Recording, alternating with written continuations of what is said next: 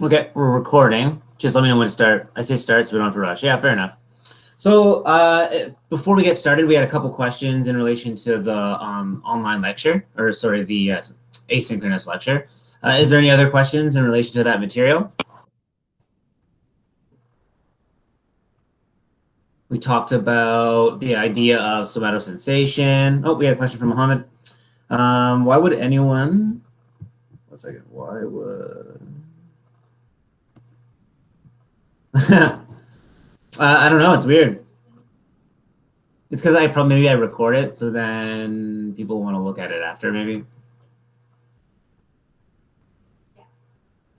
Which is fair. Oh, people are keep going in. Anyway, so we on the asynchronous lecture we talked about the idea of somatosensation. So up until your brain perceives the electrical signal, it's just an electrical signal. It's your brain that sort of interprets it as like touch or tickle or pain or hot, cold, for example. Remember that we talked about the idea of a receptive field. So if you think about, like, if you look at my hand, so if let's say this is a axon and then these are the dendrites, all of these, so touching the receptors on each of the dendrites will only cause a local potential and therefore action potential of one neuron. So to distinguish between two different points, you need to touch two different receptive fields. So that's why it is beneficial to have smaller receptive fields in, like, your hands and face, the areas that are sensitive, because you can better distinguish between 2 points. And so I don't know if you guys ever did this when you were young, but you take 2 pencils. Does anyone have 2 pencils? Here, go grab 2 like pens or pencils, everyone.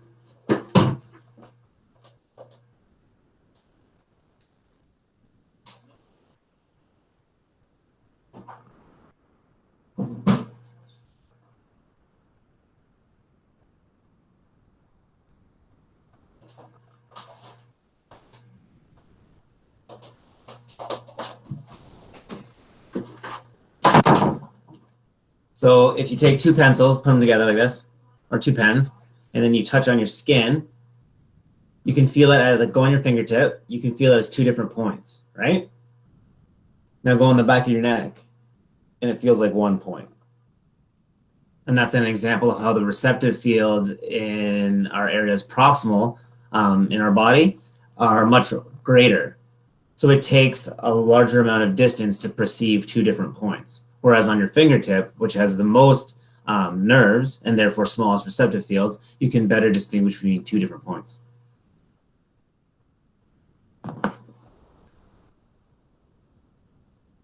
Then, yeah, wow, science.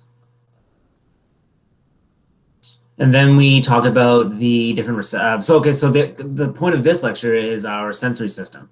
So we initially have to understand what's the beginning point of our sensory system. It's the receptors. So we have different neurons. Each neuron will be specific for a type of sensation. So when you have one neuron, all of the receptors for that neuron are all of the same type. So we'll have a neuron for cold, a neuron for hot, a neuron for pain, right?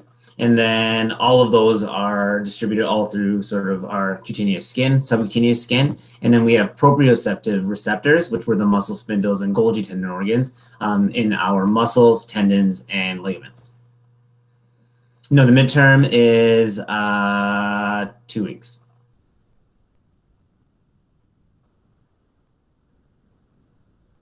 Zafir's asking about the midterm, and then so it'll be in 2 weeks. So then that'll be covering 3 lectures again. Any other questions about the asynchronous stuff?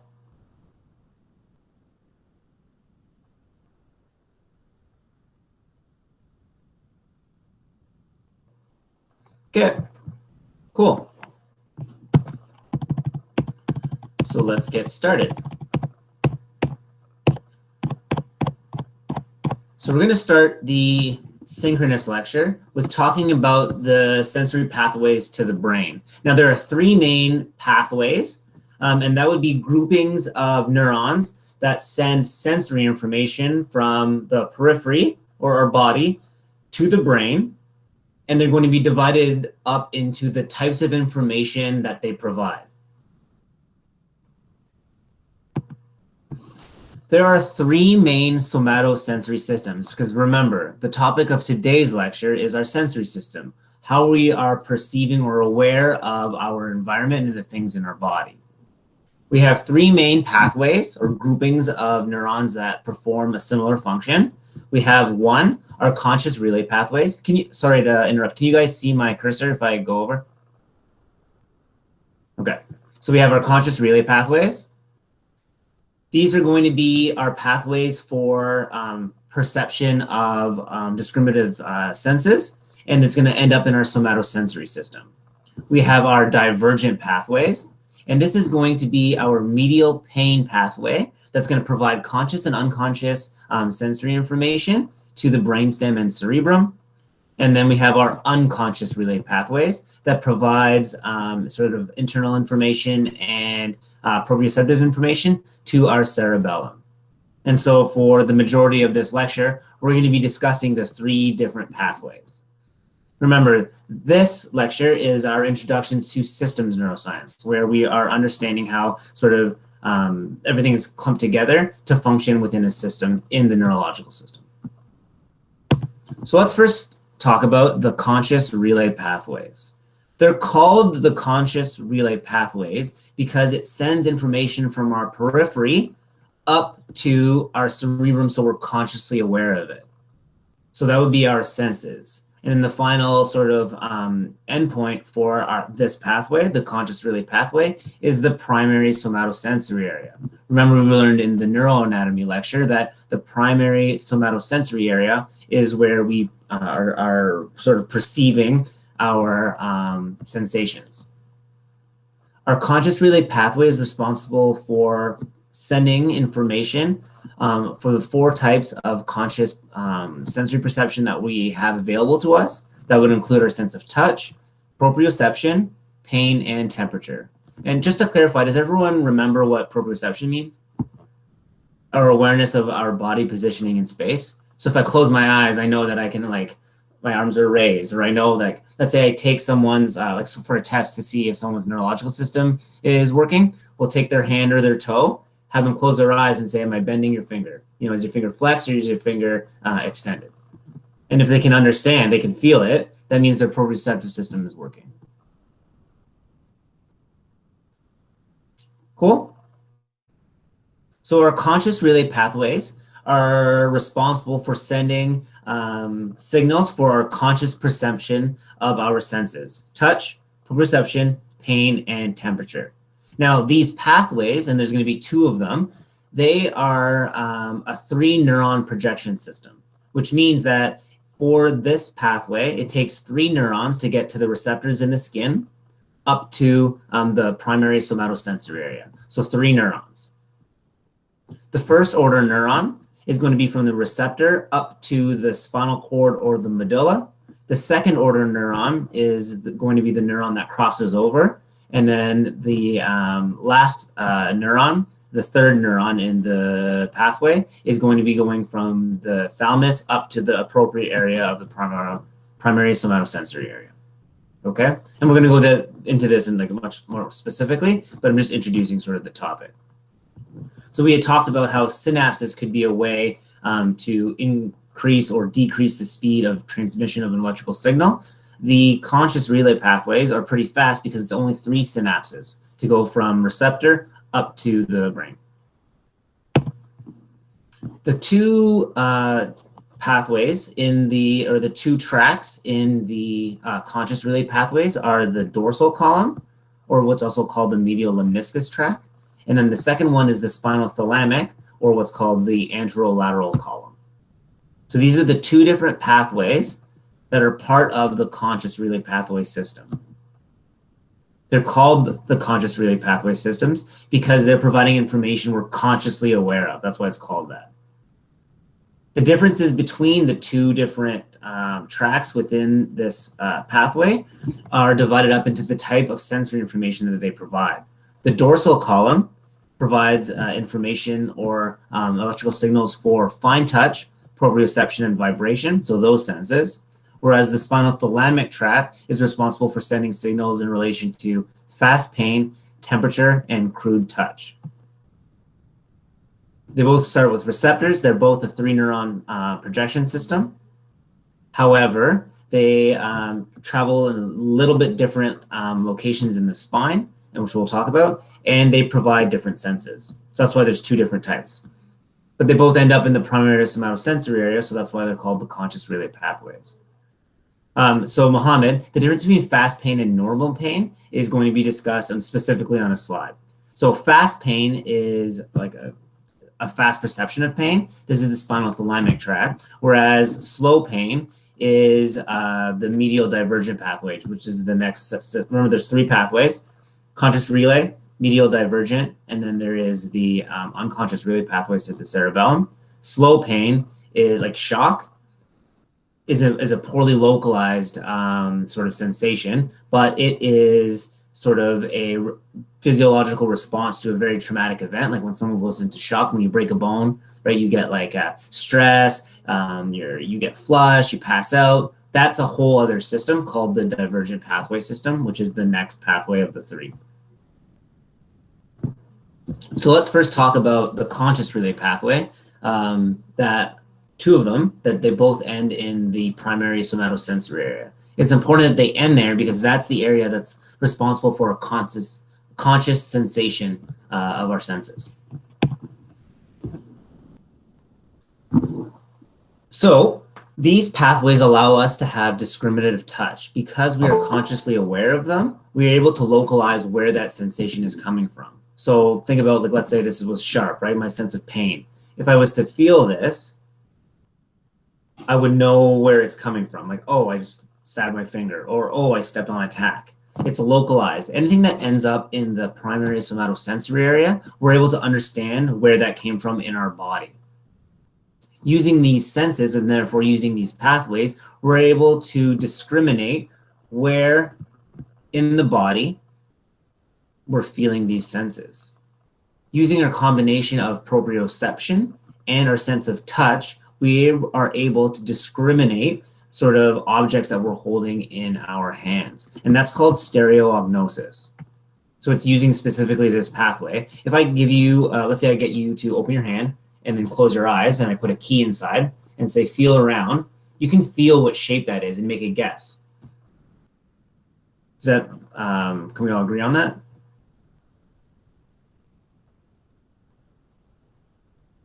And so the reason why we're able to do that is because we're able to use our sense of touch and our sense of proprioception, because with proprioception, we understand how our hand would be positioned. And so we can feel if it's a block or a cup or whatever the object is. We can sort of compare between those senses and then understand what is in our hand. That's called stereognosis, the interplay between proprioception and touch.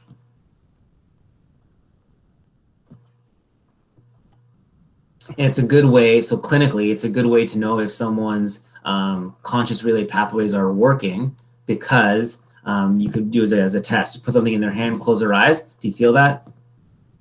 What is it? And if they don't know, then there's something up. Probably proprioception or sense of touch. Yeah, so typically when you lose a type of sensation, you become more heightened with the other ones. And so yes, and so that way, when people are blind, they have a better sort of capability with touch and stereognosis. That's why they use Braille as an option to read. Everyone okay?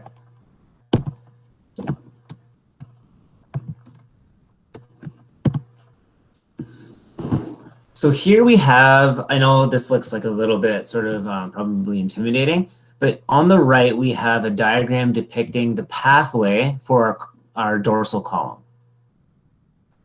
So what does the dorsal column provide information for?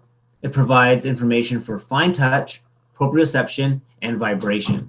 Remember, the 2 conscious relay pathways are the dorsal column and the spinothalamic tract. The dorsal column is for fine touch, proprioception and vibration, and it uses 3 neurons to get from the receptor up to the brain.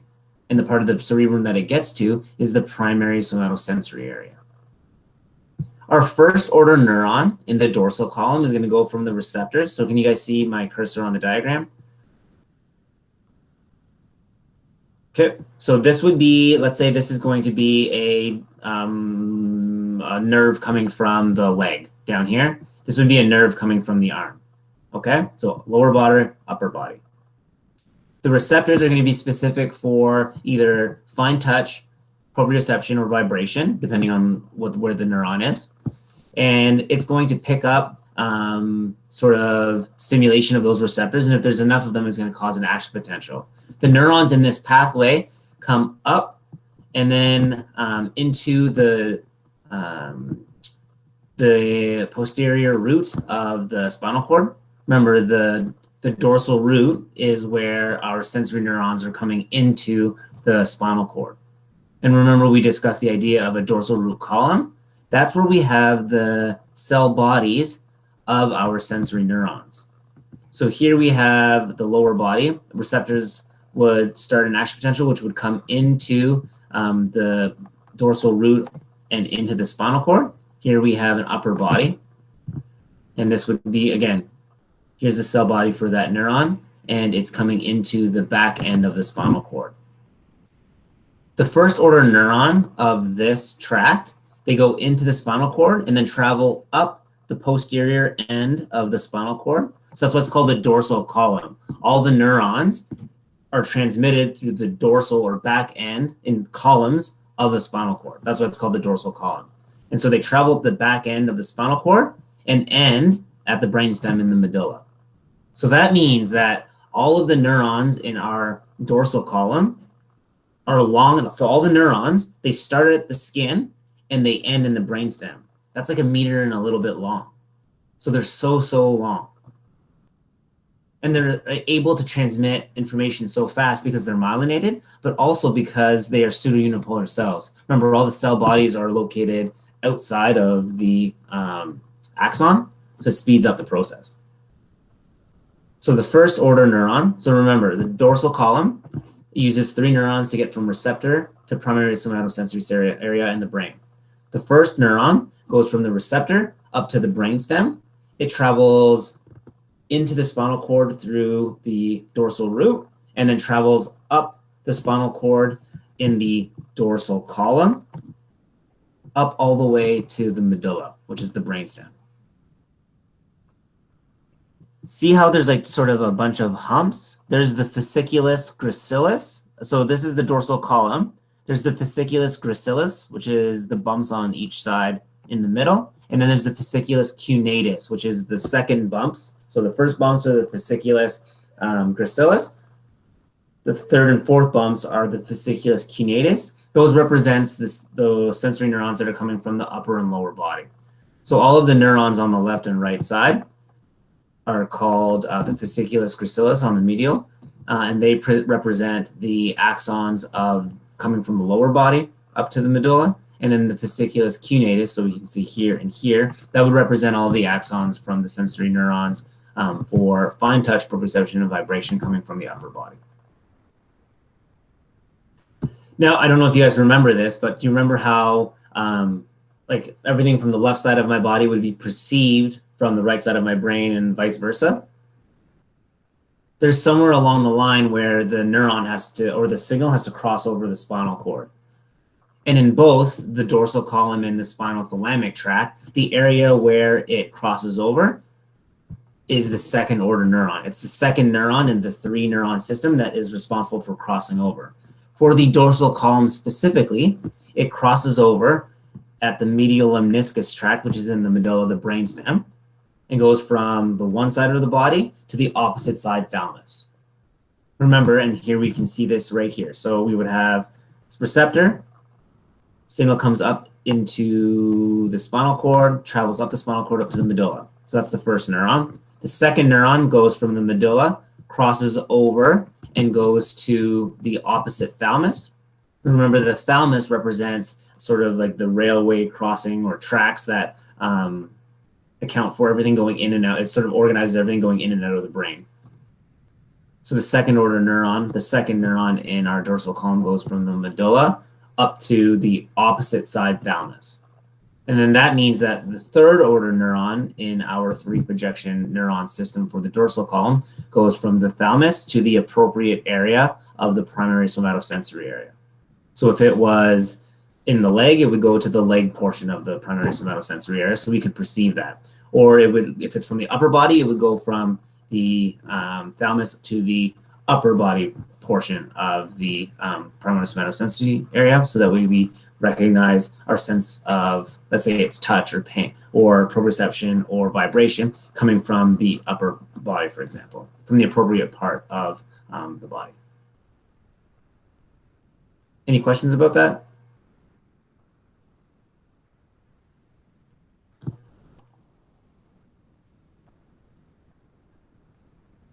Anyone?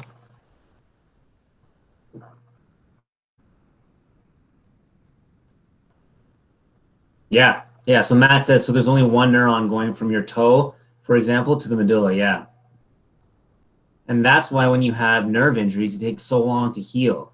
Yeah. So it's not just one neuron. It's like, because they're very, very thin, right? So it's like a whole bunch, right? Like thousands, but clumped together. But the length of them would be, yeah, from toe to brainstem.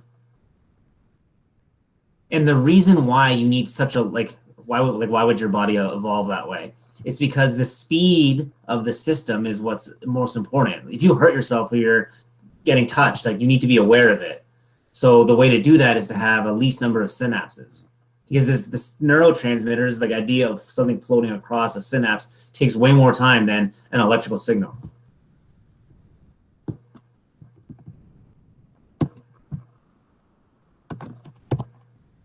So then hopefully you guys can see this slide here. See how I said initially that we were at the first lecture, I said we were going to break down our tracks, or how everything's divided in the white matter, into tracks.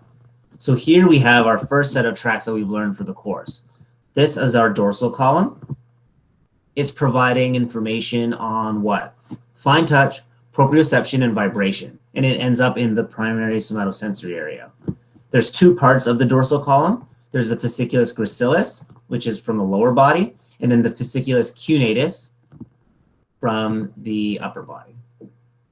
The way to remember that is gracilis is a leg muscle, cunatus, like the carpal bones, upper body. That's the way I sort of remember it. So we've learned these 2 here. The next one that we're going to learn, which is our conscious relay pathway, is our spinal thalamic tract. So remember how it was also called the anterolateral system? It's sort of an older term, but it's called that because it's anterior and lateral. Whereas the dorsal column is dorsal.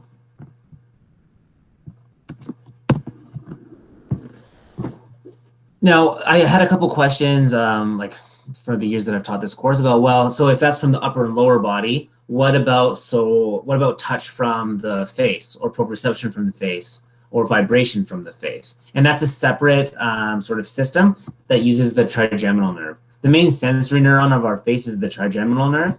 And so with these sensations, so touch, a fine touch, proprioception, and vibration from the face, it travels into the head through the trigeminal nerve, and then it branches off at the sensory nucleus. Just like the dorsal column, it crosses over with the second order neuron, goes to the thalamus, and then the last neuron, the third neuron in the system, goes from the thalamus to the face part of the primary somatosensory area. Now, I won't ask specifically about the sensory nucleus or the pathways for the face on a test. Just to remind you, where will things end up from the conscious relay pathways in the primary somatosensory area? And it's based on the sensory homunculus. So things from the lower body will end up on the medial and sort of top portion, whereas the hand and face is all on the lateral side of the primary somatosensory area. And then the next slides are just different ways to show the typical pathways of the dorsal column. So here we have an example of a neuron that will be coming from the foot, hand, and face. See how the one from the foot comes into the dorsal column, travels up all the way up to the medulla, crosses over to the thalamus, and then from the thalamus up to the brain, right? Opposite, see?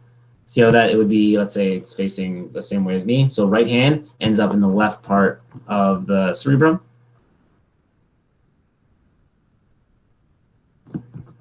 Same thing with the hand. Comes in, goes up. This time it's going up the fasciculus cunatus of the right side, and then crosses over at the medulla. And then the third neuron goes from the thalamus up to the appropriate region of the primary somatosensory area. And then again, some people like sort of the electrical type, like schematic diagrams. So it's the same thing here.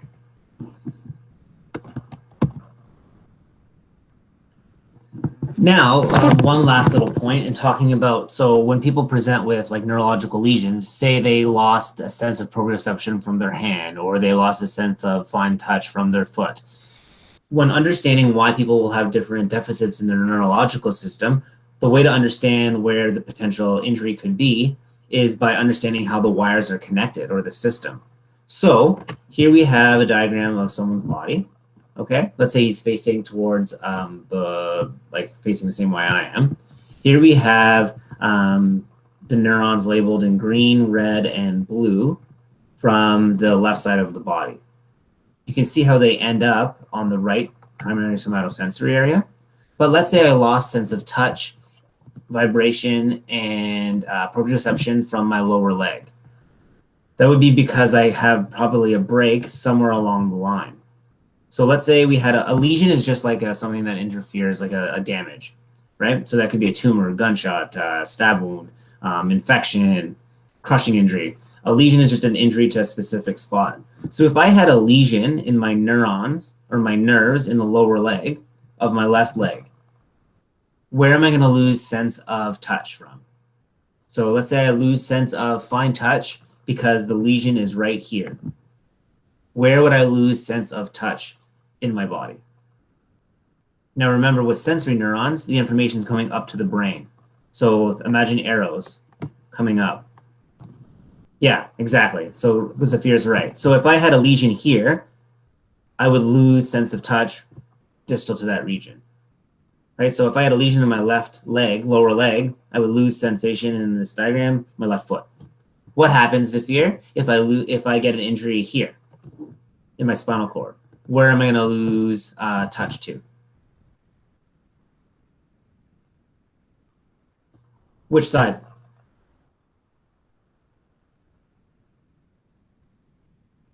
Yeah, Heather's right. Left leg. Because remember, the key is that the information hasn't transferred over yet.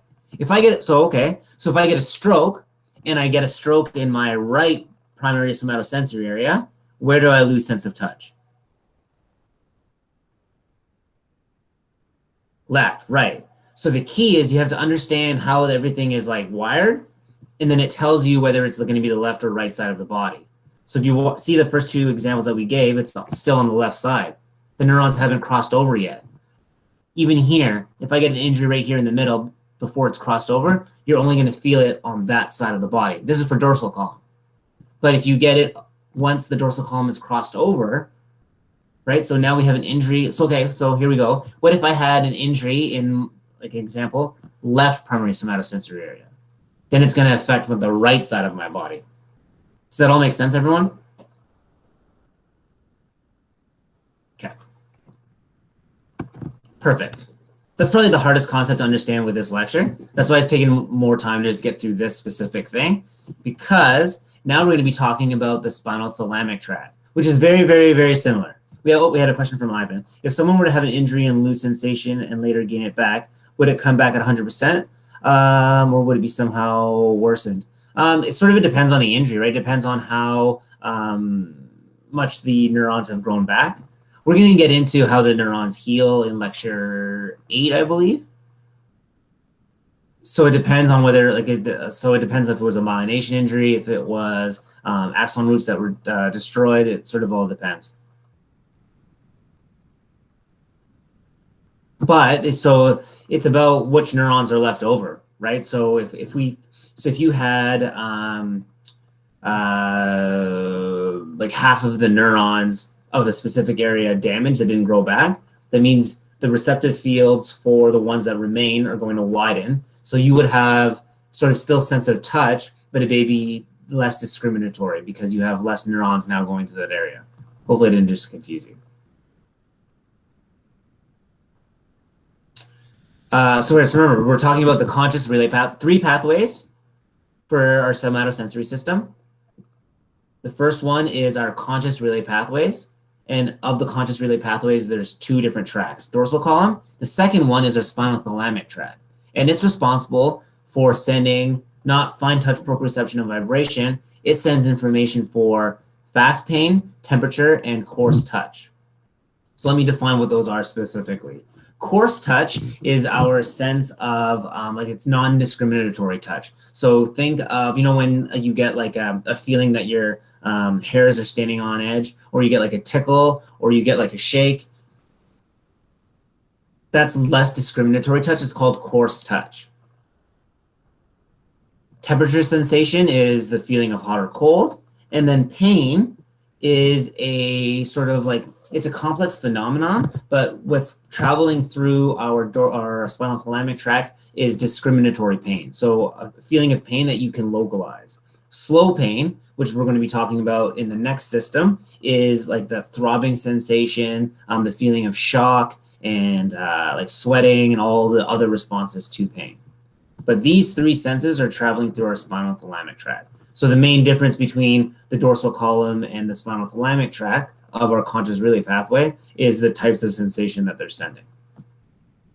And the reason why we have 2 different tracks is because they evolved at different times and then came together. So evolutionarily older is the spinal thalamic tract.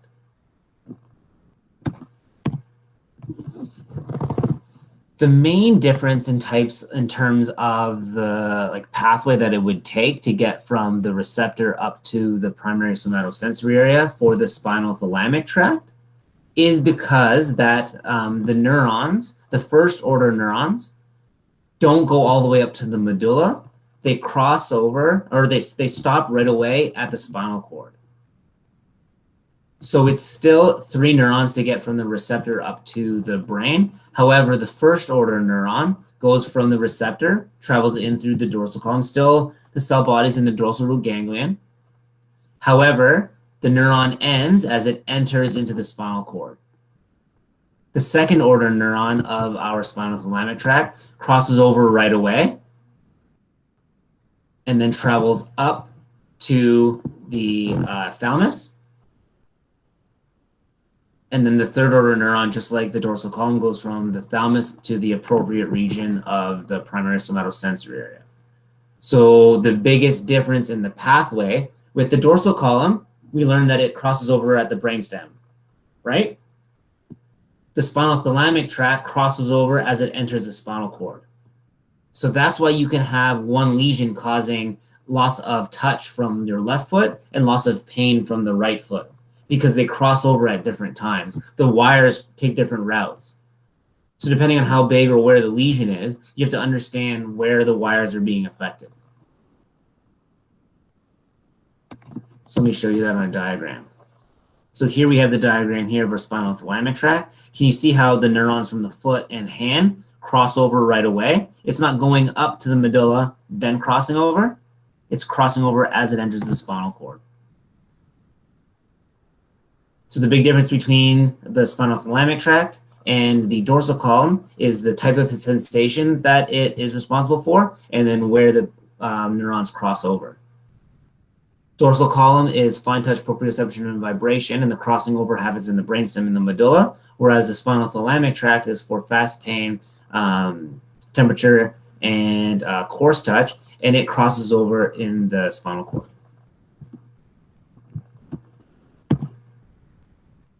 Just like in the dorsal column, there's a specific different pathway for the face. It also uses the trigeminal nerve. It just enters at a different nucleus and then goes to the appropriate region of the primary somatosensory area. So in the face, the two sensations travel together. But you won't be tested on the face stuff. We're just testing about the body stuff. Now back to Mohammed's question. So what's the big difference between fast pain and slow pain? Spinothalamic tract is for fast pain. Fast pain is discriminatory, meaning we're consciously aware of where that pain is happening in our body. It's the immediate and initial sharp sensation, which indicates the location of the body to whoever's feeling it. It's transmitted through the spinothalamic tract, and it goes to the appropriate area of the primary somatosensory cortex. So we're consciously aware of where that painful sensation is coming from. How many of you have had like a significant injury where you ended up in shock?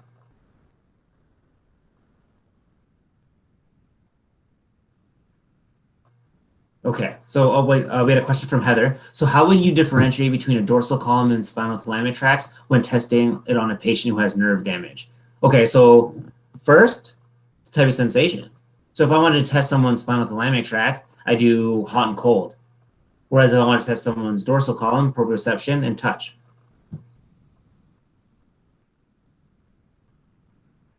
Ooh, Kayla tore open her calf. Okay, that sucks. Does that make sense, Heather?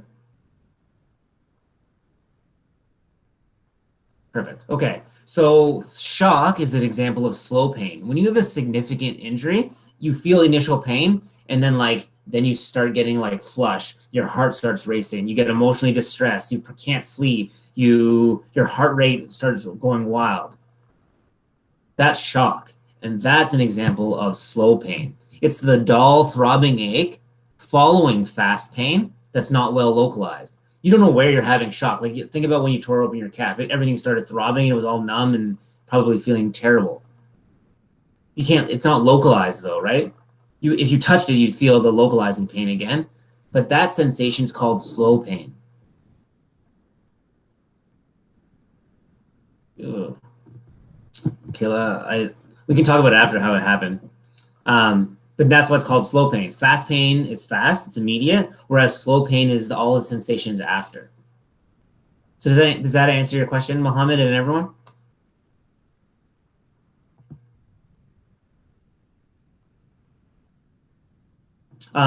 So Avery asked, is that why we get dizzy when we are hurt?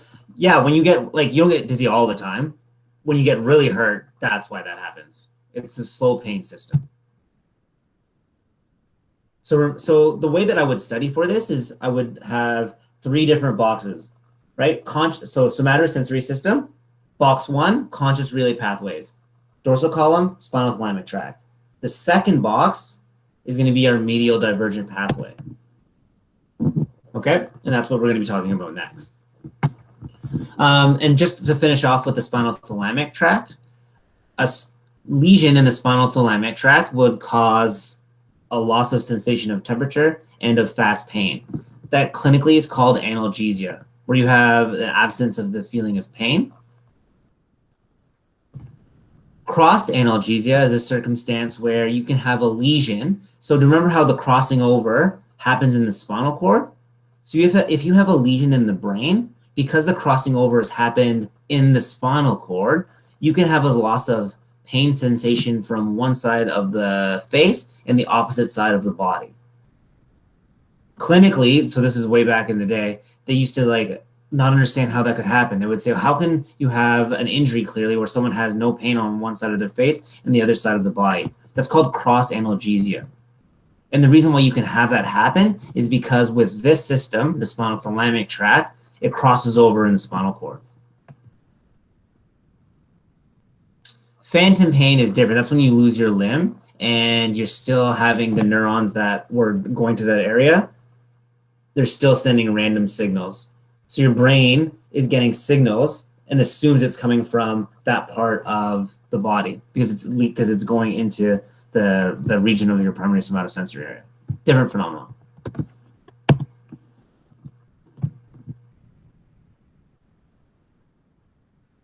So those are both, so nociceptive pain is pain. Neuropathic pain is how you can have, depends. So neuropathic pain is the combination of fast pain and slow pain.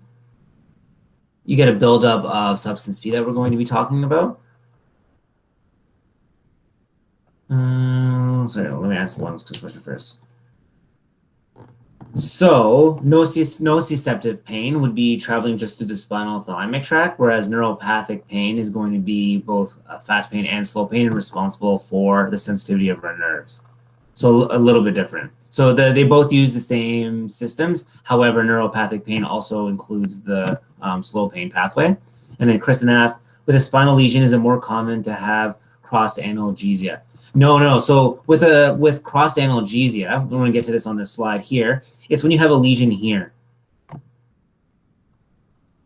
So with a spinal lesion, so let me ask you guys this. So if I, just like in the previous diagram, if I have a lesion of my spinal thalamic neurons here, where would I lose sensation of pain?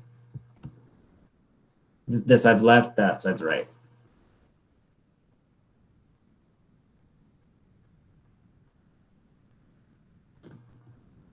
So if I have a lesion right here, am I going to lose pain sensation?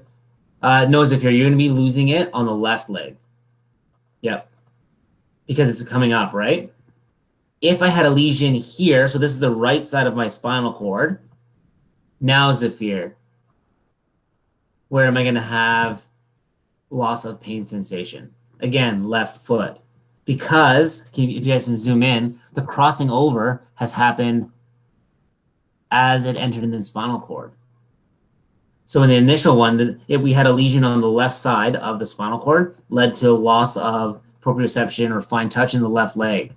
To have a spinal cord lesion affecting the left leg for pain, it has to be on the right side because the crossing over has already happened. Now, back to cool, but back now to you, Kristen. Do you see how, because the crossing over has already happened, here, right in the brainstem, so it's common to have a stroke there, or common to have brainstem injuries there, like it happens. So if you had an injury here, you have the neurons coming from the foot and the arm that have already crossed over. Whereas if you look closely at the green, that's coming from the face, it hasn't crossed over yet. So you have part of the spinal thalamic tract that's coming from one side of the body and the opposite side of the face, because it hasn't crossed over to the opposite side yet. So cross analgesia is specific to pain. Like you can't have crossed for the dorsal column because it crosses over already in the brainstem. Perfect, awesome. So cross analgesia is a term, like you Google it, like it's very, very common. That's why I'm bringing it up specifically. And it's as a result of the fact that the dorsal column and the spinal thalamic tract cross at different areas. So that was our conscious relay pathways. Those are the ones that end up in our primary somatosensory areas. Any of those sensations, we are physically able to tell where they came from on our body. The medial divergent pathway is our slow pain pathway.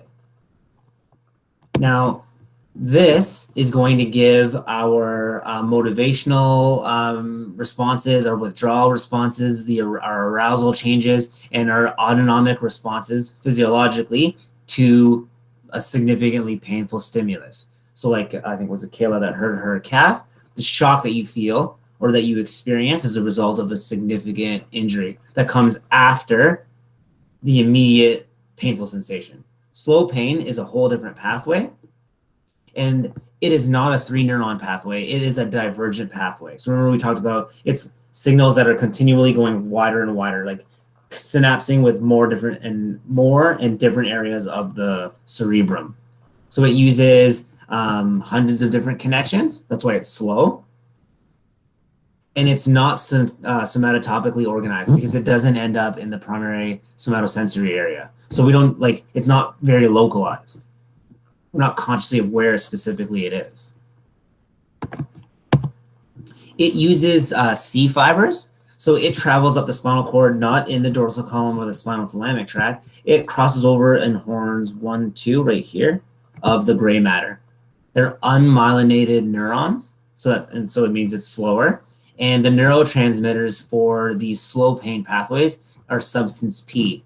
So remember we talked about substance P as a neurotransmitter or neuromodulator, and then Kristen talked about I think was it Kristen? Someone talked about neuropathic pain. That's as a result of substance P. Substance P is a neurotransmitter for the neurons that are responsible in our slow pain or medial divergent pathway system.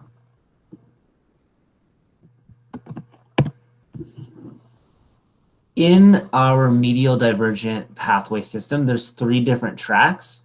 There's the spinal mesencephalic tract, the spinal reticular tract, and the spinal limbic tract. Now, this is where things get sort of like confusing because they're all new words that you've learned about. Mesencephalic means midbrain. Reticular means the reticular formation in our brainstem. And then limbic means our limbic lobe in our brain. So these pathways go from our spine to the midbrain, spine to the reticular formation, spine to the limbic lobe. Sometimes it helps to understand what the words mean by like understanding the Latin behind them. But these are the 3 pathways that are responsible, or the 3 tracks that are involved in our medial divergent pathway.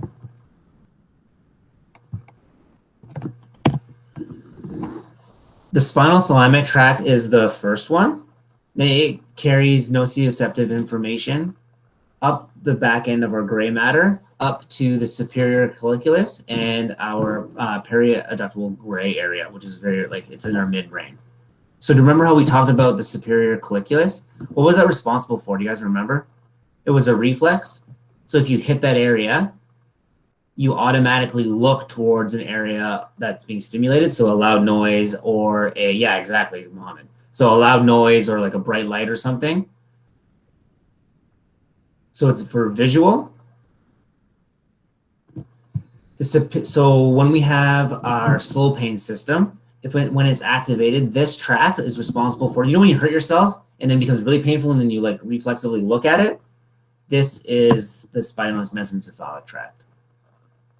So it evolutionarily happened that if an animal was significantly injured, they would keep running to get away from danger or whatever happened, and then they'd recognize through the slow pain pathway that it hurt, and it would be a reflex to look at the area.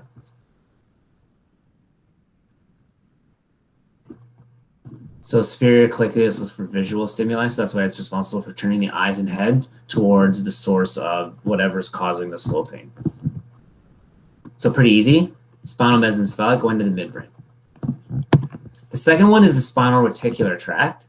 Now, the reticular formation is a neural network in our brainstem that connects all of our regulatory systems for homeostasis.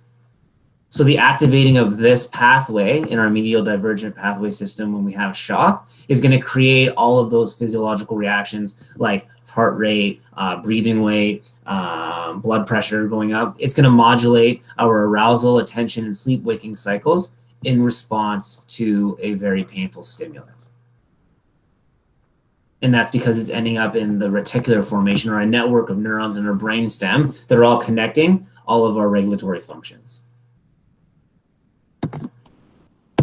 And then the last tract in our medial divergent pathway is the spinal limbic tract. Now, do you guys remember what the limbic lobe was for in our cerebrum? Anyone? Right. So, Kayla, when you hurt your calf and it like ripped open, did you feel like emotionally like distressed because of that? Like, you hurt yourself and then, oh my God, I hurt myself, oh my God. That's the slow pain. Yeah, that's the slow, and it should be, right? Like evolutionarily, you want the animal to like consider that it just hurt itself really bad. So we have our spinal limbic system that's going to give our emotional response to a very painful stimulus. So our medial divergent pathway is a divergent pathway of unmyelinated fibers that is going to take a very painful stimulus and make sure it hits a whole bunch of areas. It takes longer, but it has a much larger effect, divergent. So it's the spinal reticular tract and the spinal limbic tracts that are going to be responsible for these arousal, withdrawal, and autonomic responses to a very painful stimulus, shock. So that includes things like becoming pale and your heart racing, feeling faint, nauseous, dizzy, emotionally distressed, and then the whole throbbing sensation that happens like the whole limb. It's not very localized. So that is our medial divergent pathway. So our our somatosensory system, 3 pathways. We've now done our conscious relay pathways. That was what? Spinal thalamic and dorsal column. We have our medial divergent pathway. Oh yeah, come on. Say hi. Hi. And then in our, the middle one, in our medial divergent pathways, what did we have? We had our spinal mesencephalic tract, we had our spinal reticular tract, and we had our spinal limbic tract. Spinal mesencephalic was for looking towards the injury. Spinal reticular was for all our physiological responses to shock or slow pain. And then the spinal limbic tract was for our emotional response to a very painful stimulus. Are you guys okay? I highly recommend that you take 3 boxes, right? Somatosensory system. Conscious relay pathways, they go to the primary somatosensory area. There's 2 of them. Medial pain pathways, or the medial divergent pathways. There's 3 of them responsible for slow pain. And then the last one is going to be our unconscious relay pathways to the cerebellum. And so this is just to show like the different connections of our slow pain system. Promise you guys are okay?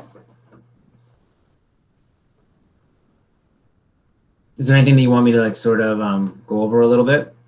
I know it's a lot of words and it seems sort of confusing, but that's why I highly recommend just making 3 columns, all under the primary somatosensory area.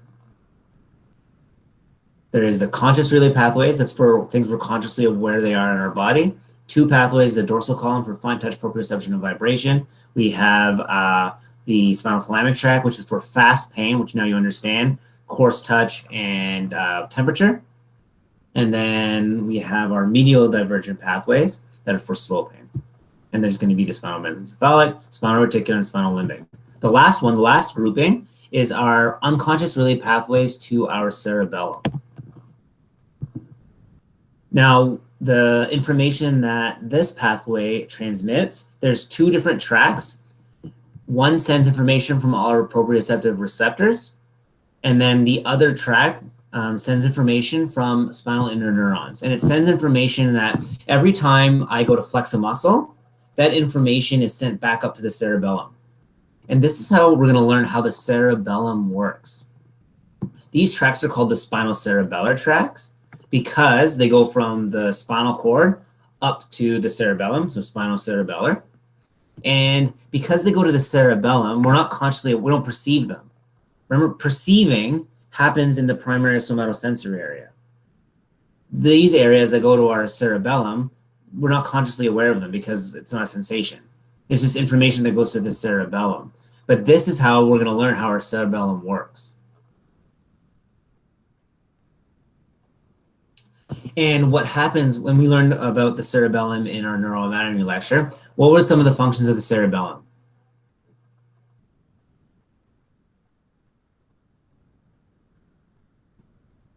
Right.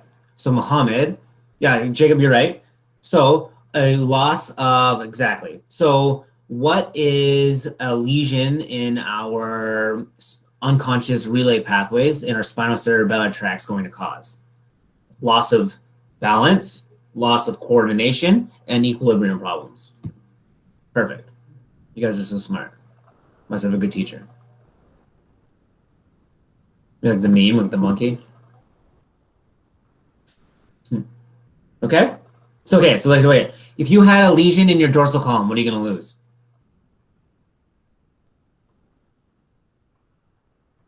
Anyone? Injury of the dorsal column. What sensation? Yep, perfect. If you have a lesion in your spinal reticular tract, loss of shock, right?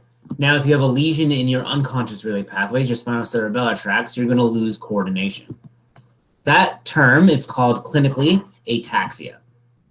So if someone presents with, coordination issues or like neurological symptoms, then I would test their sort of coordination, and there's tests for that. Like, for example, one is called rapid alternating movements, where I have them tap their knees like this on their knees, and then flip over and then tap the back hands on their knees. So you can see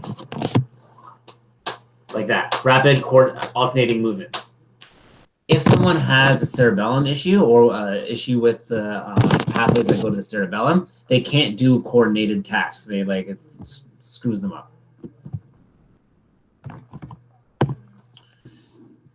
Okay, so in the unconscious relay pathway, there are two types of information that's being sent through the spinocerebellar tracts. There is information from your proprioception and the internal feedback tracts. The high fidelity tracts are the proprioceptive tracts, and there's two of them. There is the posterior spinocerebellar pathway and the cuneo-cerebellar pathway. And I'm sorry that the words are so confusing. But both of these pathways are high fidelity, which means that they provide lots of information, and they're responsible for sending all of the information for our proprioceptors, so Golgi tendon organs and our muscle spindles, sending that information immediately to the cerebellum. The posterior spinocerebellar pathway is sending proprioceptive information from our lower body up to the cerebellum, whereas the cuneo-cerebellar pathway is responsible for sending proprioceptive information from our upper body up to the cerebellum. Now remember, the cerebellum is the evolutionarily newest system, and interestingly, these tracts, they don't cross. So if you have a lesion in your right posterior spinocerebellar pathway or cuneo-cerebellar pathway, it's going to affect the right cerebellum. So these tracks, they don't cross over.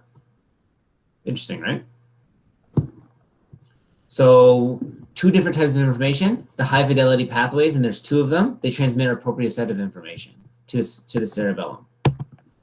The internal feedback tracts are the second groupings of tracts, and again, there's two of them. It's called the anterior spinocerebellar pathway or tract and the rostrospinocerebellar tract. This is going to be from our lower body and upper body again. They stay ipsilateral, so they don't cross over. They end up in the cerebellum. But what these do is they send information of from our motor neurons. So if I go to flex my hand to pick up my coffee, so I have to flex certain muscles. Anytime you flex a muscle, that will go from your primary somatosensory area, spinal cord, and then spinal cord to the muscle. Can we all agree on that? The way that the internal feedback tracts work is that anytime you go from upper motor neuron to lower motor neuron, it sends that information back to the cerebellum via the internal feedback tracts. So anytime you flex a muscle, the cerebellum is aware of what muscles you're contracting and the timing based on the internal feedback tracts. So your cerebellum, therefore, via the two unconscious relay tracts, unconscious relay pathways, is constantly aware of what muscles you're contracting and how your body's positioned in space. Because remember how the cerebellum is responsible for motor learning and comparing? When you watch a kid learn how to play soccer, they're super uncoordinated and then they get better and better and better. Their timing improves. It's because your cerebellum is always consciously comparing. Your cerebellum is always unconsciously comparing what you intended to do. It knows what muscles you contracted and how your body moved.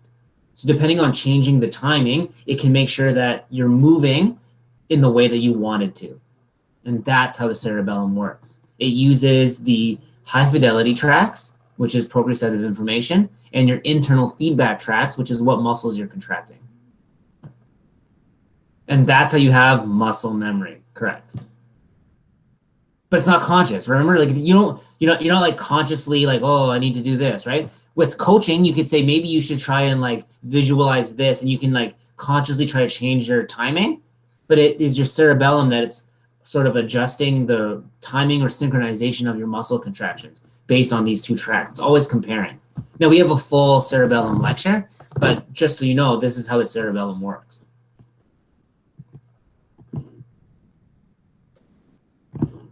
And so this is the point of this particular slide right here.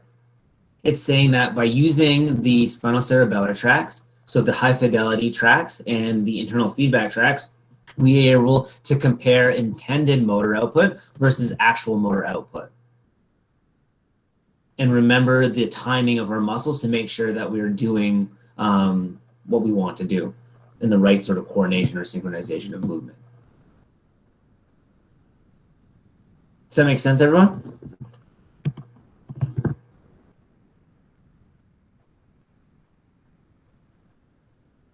I find that so the unconscious relay pathways, the names are just a little bit weird. But they're both spinocerebellar, right? So spine to cerebellum. And remember, the big thing with in terms of like the wiring of these ones, they don't go in the primary somatosensory area, so you're not aware of them. They go to your cerebellum, and they don't cross over. So left stays on the left side of the left stays on the left side of the body, right stays on the right side of the body. And then you can see that here.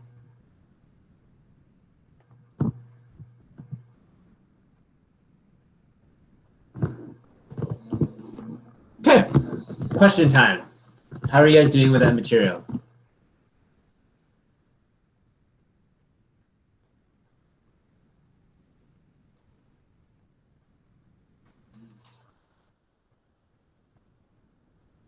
Yeah, I saw Elena. It's exactly right because it's a lot of information because it's a lot of words, right? It's a lot of well, what's this and what's that. The best way to do it is to break it down into three. Like really, oh man, let me get paper. Hey, Alyssa, can you give me a piece of paper and a pen, please? Thank you. Oh, it's like Miriam. Oh, let's see. To hold this up. Yeah, it's okay.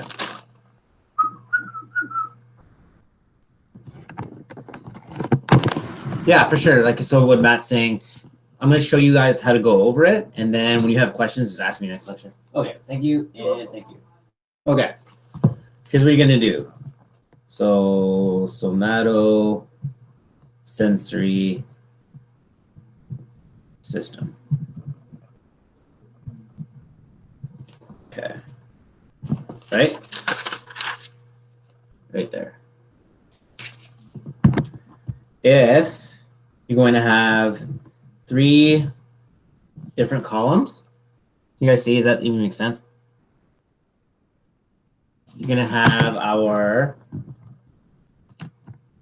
conscious, like relay pathways.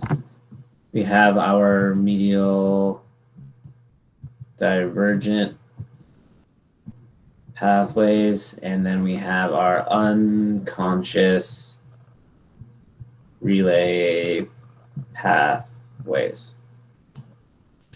Okay, title, three different columns, right? These are three different pathways, conscious relay pathways, and there's two of them, right? Here we have our medial divergent pathway. There's going to be three different tracks, and then our unconscious relay pathways. There are four different tracks or two groupings.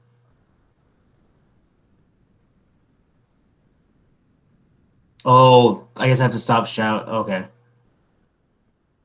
But I get, yeah, you're right. I guess, Mohammed, I guess you guys can like zoom in when you see the recording.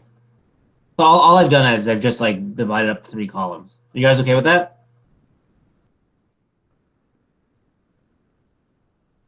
So that's how I'm going to start. That's how I suggest. This is what we learned about in this lecture. Obviously, more information, but this is what this lecture was about. So start off with this. There's three different groupings, right? This is for conscious awareness of fine touch proprioception of vibration, as well as pain and temperature, slow pain, and this is unconscious relay stuff. So that's information from muscle spindles and from our internal feedback tracts up to the cerebellum. Right, and then you put down the 2 tracks, 3 tracks, 4 tracks, and then you've learned everything.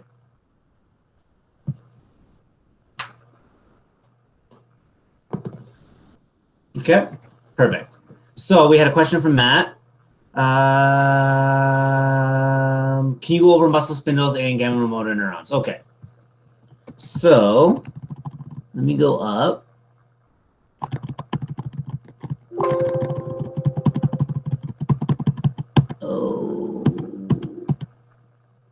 Okay, can you guys see this slide?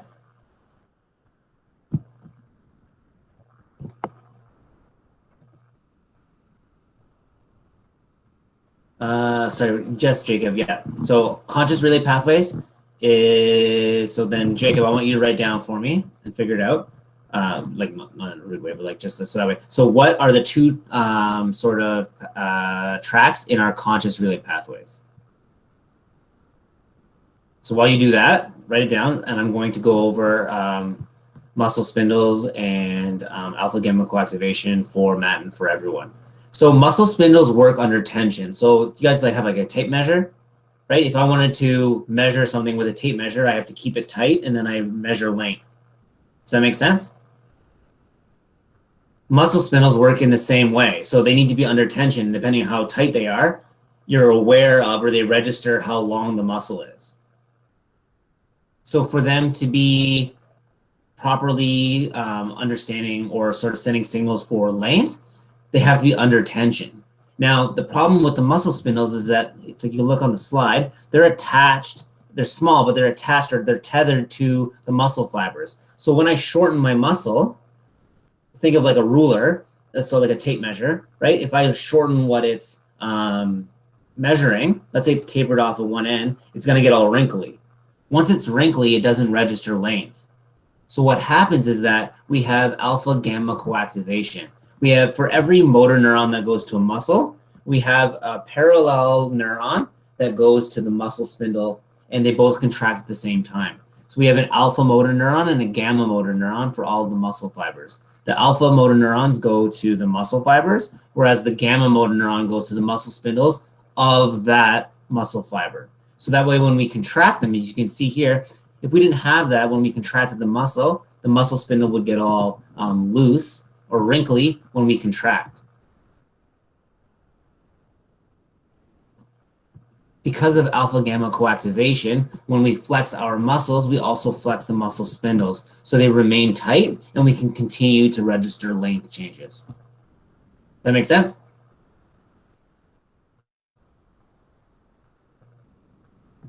Perfect. Any other questions?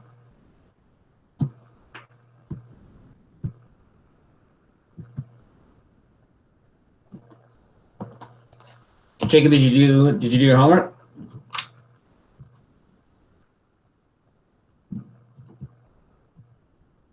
What are the two tracks in our conscious relay pathways, Jacob?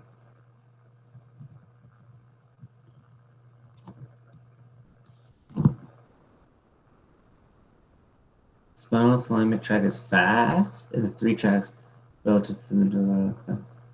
I don't know the last part you're saying. The three tracks relative to the medulla are fast. Spinal thalamic tract is fast pain, and it ends up in the medulla, yeah. But when you say three tracks, what do you mean by the three tracks? Okay, so spinal mesencephalic, spinal reticular, and spinal limbic aren't the conscious relay pathways.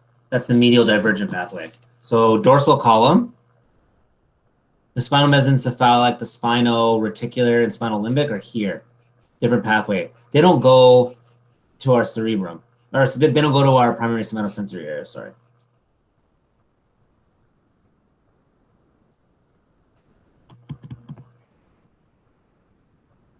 Do you understand that better? So let me write it down. So spinal mesencephalic, sorry, like Dr. Boys, spinal reticular, spinal limbic.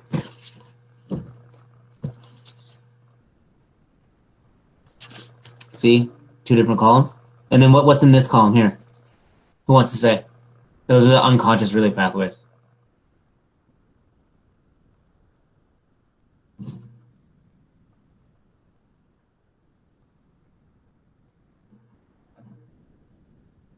Anyone?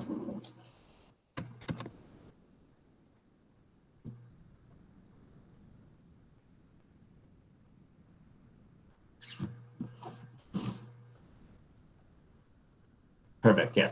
So we have our unconscious relay pathways, we have our high fidelity tracks and our internal feedback tracks, which are the spinal cerebellar tracks. Yep, perfect. You guys are all done. Yep, Matt's correct. So then by making your own chart, you're going to have to look through and you're going to divide it up yourself. By having yourself write the information, you consolidate it. So do that first and then go through the lecture. And it's the best way to sort of understand it without feeling overwhelmed, I promise you. Okay? I got a patient, guys. So I got to go. Everyone good? Perfect. So remember, these lectures are, they're posted in the module because everyone's been uploading, all the professors are uploading their lectures, and then the servers can't hold all the media. So now I'm putting it onto YouTube. We put it onto YouTube, and I put the link from YouTube. Okay? Awesome, guys. Have a great weekend. Stay safe, and I will see you guys next week, okay? Bye.